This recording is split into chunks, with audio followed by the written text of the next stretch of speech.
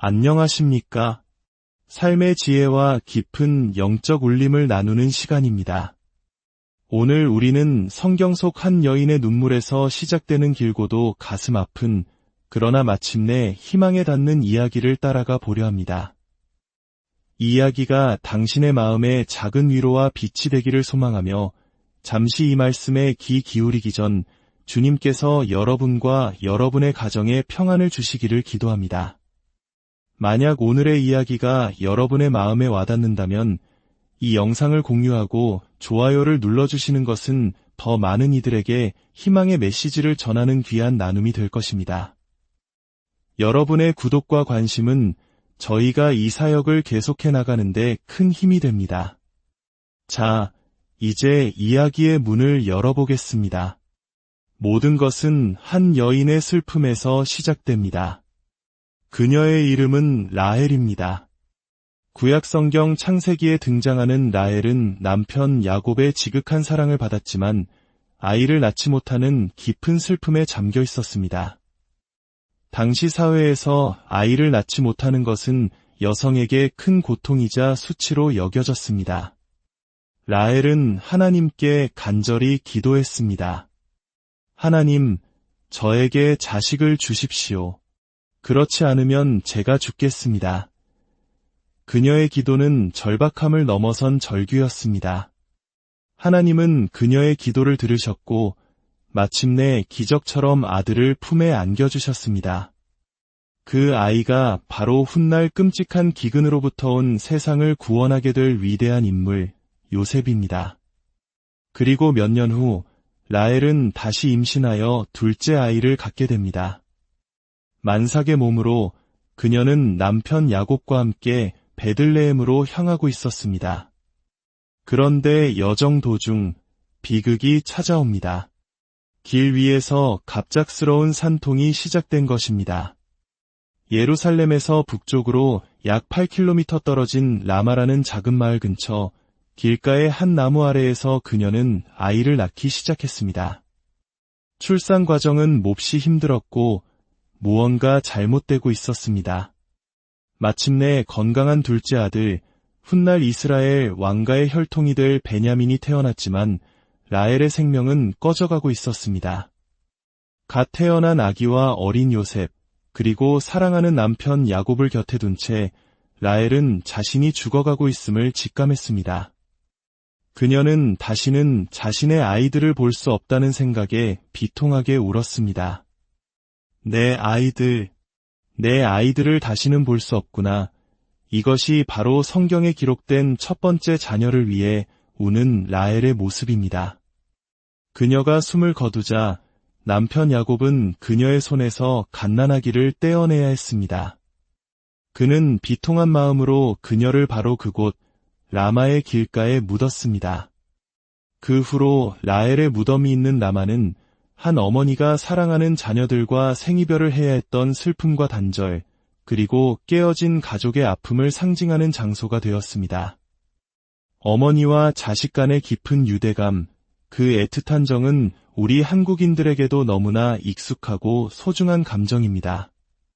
자식을 먼저 떠나보내야 하는 어머니의 찢어지는 마음, 그 슬픔의 무게를 우리는 충분히 짐작할 수 있습니다.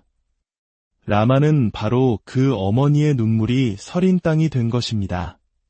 시간은 수백 년이 흘렀습니다. 기원전 586년 이스라엘 역사상 가장 끔찍한 비극이 일어납니다. 강대국 바벨론의 느부갓네살 왕이 거대한 군대를 이끌고 이스라엘을 침공하여 예루살렘을 철저히 파괴했습니다. 수많은 사람이 죽고 도시는 잿더미가 되었습니다. 하지만 느부갓네살의 계획은 단순한 파괴에서 그치지 않았습니다. 그는 자신의 비밀 정보부대에게 특별한 명령을 내렸습니다. 이스라엘에서 가장 재능 있고 가장 똑똑하며 가장 건강한 젊은이 1만 명을 포로로 잡아오라. 그들의 재능을 내 왕국 바벨론을 건설하는 데 사용하겠다. 그것은 한나라의 미래를 송두리째 뿌리 뽑는 잔인한 계획이었습니다. 음악에 재능 있는 아이, 지혜가 뛰어난 청년, 예술적 감각이 탁월한 젊은이들, 하나님의 성전에서 말씀을 배우고 자라난 무한한 잠재력을 지닌 다음 세대를 노예로 삼으려는 악한 계략이었습니다. 바벨론 군인들은 예루살렘의 가정들을 샅샅이 뒤져 아이들과 청년들을 끌어냈습니다. 그리고 그 1만 명의 포로를 집결시킨 장소가 어디였는지 아십니까? 바로 수백 년 전 라헬이 눈물 흘리며 묻혔던 곳 라마였습니다. 상상해 보십시오. 폐허가 된 도시에서 겨우 살아남은 부모들이 철조망 너머로 쇠사슬에 묶인 채 끌려갈 준비를 하는 자녀들을 바라봅니다. 저항하는 아이들은 나치 군인처럼 잔혹하게 구타당합니다. 부모들은 이제 다시는 자녀를 볼 수 없다는 사실에 절망하며 울부짖습니다. 아이들 역시 다시는 부모님을 만날 수 없다는 것을 직감하고 눈물을 흘립니다. 가족이 영원히 찢어지는 순간 분리와 속박, 절망이 그곳을 가득 채웠습니다. 바로 그 순간 예언자 예레미야는 하나님의 말씀을 통해 이 끔찍한 광경을 기록합니다. 예레미야서 31장 15절입니다. 라마에서 슬퍼하며 통곡하는 소리가 들리니 라헬이 그 자식 때문에 애곡하는 것이라. 그가 자식이 없어져서 위로받기를 거절하는도다. 마치 수백 년 전 죽었던 라헬의 영혼이 다시 깨어나 자신의 두 아들뿐만 아니라 이방 땅으로 끌려가는 이스라엘의 수많은 자녀들을 위해 통곡한 것 같았습니다. 쇠사슬이 부딪히는 소리와 부모들의 울음소리 위로 한 서린 어미의 통곡 소리가 라마의 하늘에 메아리 쳤습니다. 이것은 단순히 과거의 이야기가 아닙니다. 오늘날 사탄은 마치 느부갓네살의 영처럼 우리 다음 세대를 공격하고 있습니다. 중독, 우울증, 성적 타락, 무분별한 쾌락이라는 보이지 않는 쇠사슬로 우리 아이들을 묶어 그들의 재능과 잠재력을 하나님의 나라가 아닌 세상의 왕국을 위해 소모하게 만들고 있습니다. 그리고 그 모습을 지켜보는 수많은 부모와 가정이 라헬처럼 눈물 흘리고 있습니다. 라헬의 울음소리는 여기서 그치지 않습니다. 또다시 5세기가 흐른 뒤 라헬의 영혼은 인류 역사상 가장 중요한 순간에 다시 한번 등장합니다. 바로 예수 그리스도의 탄생 이야기, 우리가 아는 성탄절 이야기 속에서 말입니다.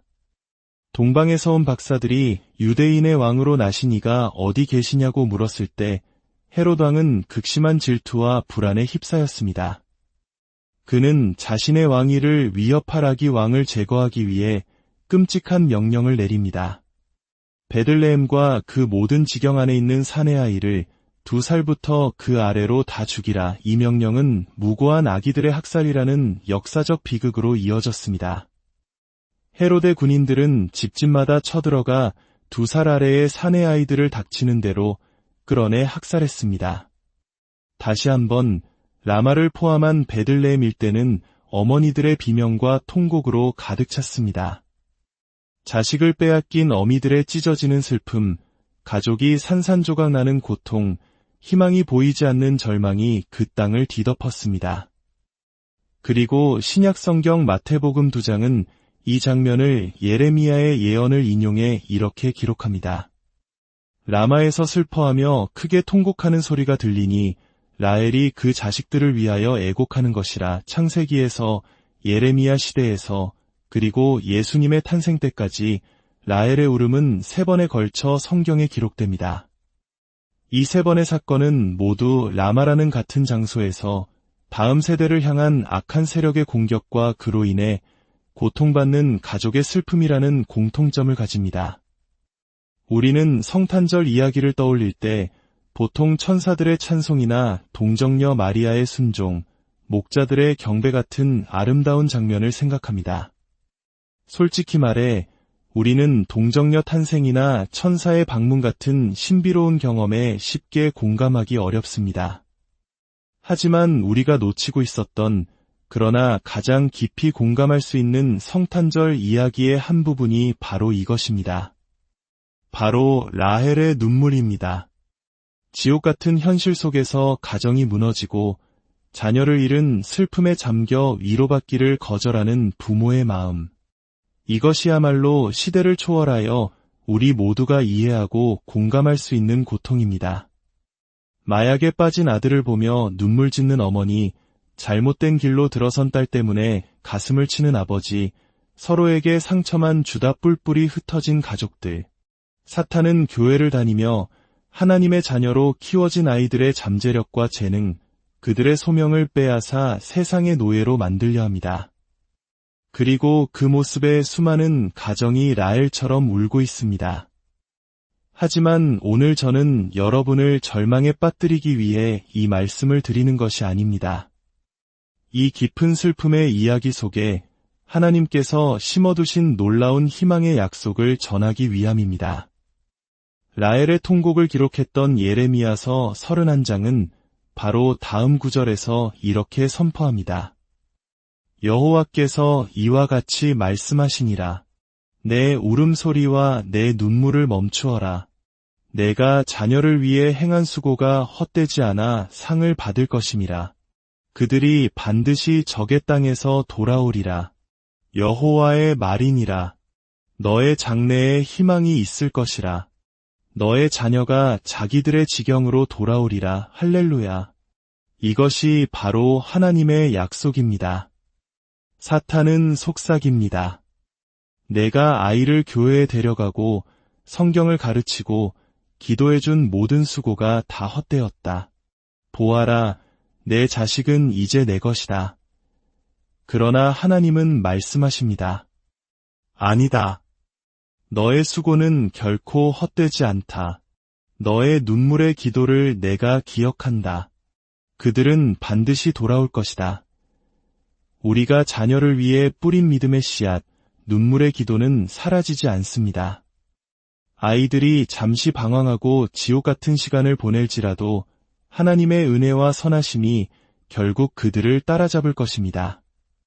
탕자가 돼지우리에서 아버지를 기억하고 집으로 돌아왔던 것처럼 우리의 자녀들도 자기 자신을 되찾고 아버지의 집으로 돌아오게 될 것입니다. 우울증에 빠진 자녀가 있습니까?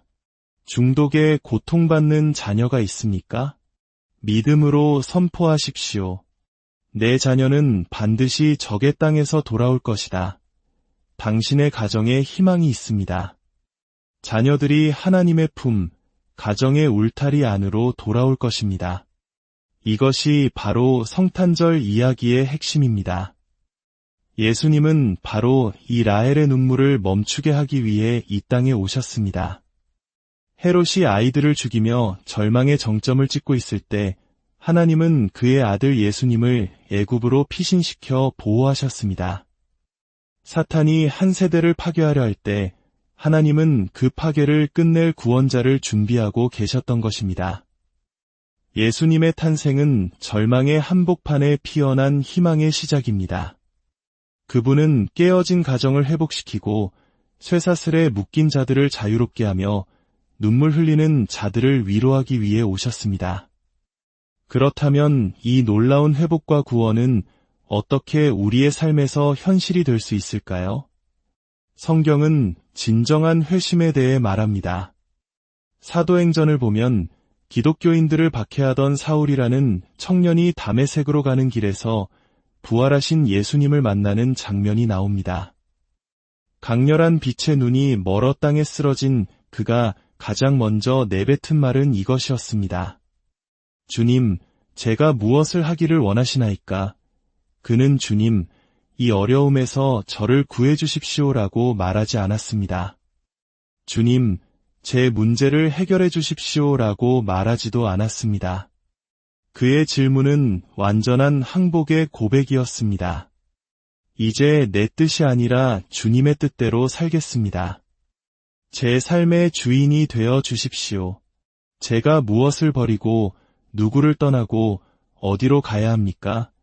이것이 바로 진정한 회심입니다.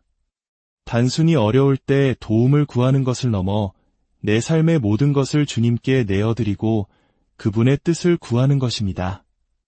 이런 진정한 회심이 일어날 때 우리의 삶에 묶여있던 어둠의 쇠사슬들이 끊어지기 시작합니다. 우울증의 쇠사슬, 중독의 쇠사슬, 두려움의 쇠사슬이 예수님의 이름으로 끊어집니다. 사랑하는 성도 여러분, 그리고 이 말씀을 듣고 계신 모든 분들, 혹시 여러분의 가슴 속에 라헬과 같은 눈물이 있습니까? 자녀 문제로, 깨어진 관계로, 끝없는 고통으로 인해 위로받기를 거절할 만큼 깊은 슬픔에 잠겨 있습니까? 오늘 하나님의 약속을 붙드시길 바랍니다. 당신의 눈물을 멈추십시오. 당신의 장래에는 희망이 있습니다. 당신의 자녀들은 반드시 돌아올 것입니다. 예수 그리스도께서 이 땅에 오신 이유는 바로 당신의 눈물을 닦고 당신의 가정에 참된 평화와 회복을 주시기 위함입니다. 이제 우리 함께 기도하기를 원합니다. 이 시간 진정한 회심으로 주님 앞에 나아가길 원하는 분이 계시다면 마음으로 이 기도를 따라해 주십시오. 주 예수님, 제 삶을 주님께 온전히 드립니다. 저의 죄를 용서하여 주시고 저를 깨끗하게 하여 주옵소서. 이제부터 제 뜻대로 살지 않고 주님께서 원하시는 삶을 살기 원합니다. 주님, 제가 무엇을 하기를 원하십니까?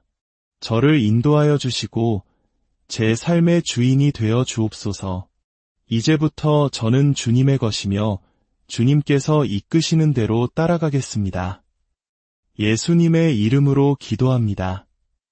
아멘. 이제 주님의 이름으로 선포합니다. 여러분의 가정을 묶고 있던 모든 어둠의 권세는 떠나갈지어다. 절망과 슬픔 대신 소망과 기쁨이 넘칠지어다. 분열과 다툼 대신 사랑과 화평이 가득할지어다. 이제 주님께서 여러분을 축복하시고 지키시며 그의 얼굴을 여러분에게 비추사 은혜 베푸시기를 원합니다. 주께서 그 얼굴을 여러분에게로 향하여 드사 여러분의 가정에 평강 주시기를